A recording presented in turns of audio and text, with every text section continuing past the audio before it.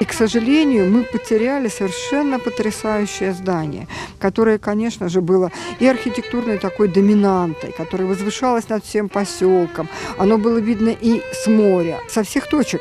Куда бы ты ни пошел в Гурзуфе, повсюду была видна минарет Ай-Софии. Своим белым камнем она как бы символизировала чистоту, дух надежды, да, ради которого она и была построена.